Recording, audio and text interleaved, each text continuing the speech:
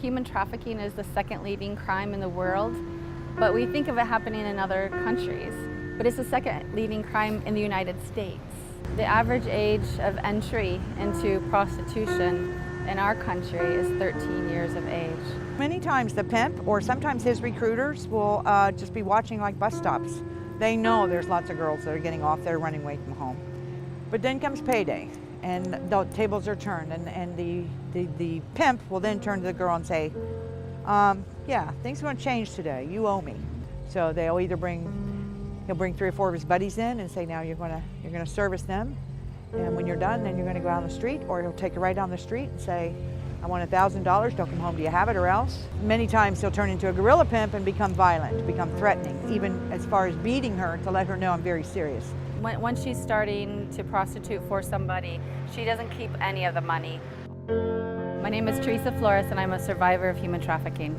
I'm Jeanette Bradley, and this is the area that I frequented a lot when I was out here on the streets, working the streets. Yeah, I saw this guy and he was kind of throwing around a lot of money, and he was nice looking, so he bought me a drink, and next thing, one thing led to another, and pretty soon we were together. And I found out pretty quick he was a major drug dealer. I was 15 and started a new school, and a guy just started paying a lot of attention to me, which I was starved for, saying all the right things, smiling. He was different, and he had just offered me a ride home from school one day, really simple, and I jumped at the chance. You know, he would get the drugs fronted to him and then not pay them, and so they didn't trust him a lot, so if he didn't have the money, he threw me in on the deal. He didn't take me home. He took me to his house and drugged me and raped me. And then several days later came to me and said he had pictures of it. And his older cousins had a plan for me to earn them back, or they would share them with my dad and his boss. They would make sure he got fired. I ended up living in a crack house because I was homeless. I was such an addict, and there's a lot of rape. There's a lot of things that go on that nobody but God will know because it's too humiliating to tell. And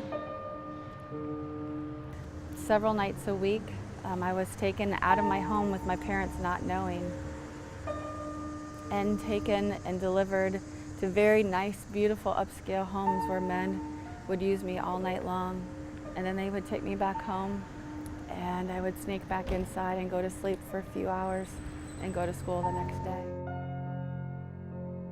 There's not really a way out. A lot of times the way out is death from ODing or suicide, or even the pimp gets mad and kills the girl. I think that we try, a lot of us, to succeed in life and live in beautiful areas where there's good schools, and we think our kids are safe, and we think we're exempt from that. But my story and a lot of others I've met shows that this can happen in any zip code.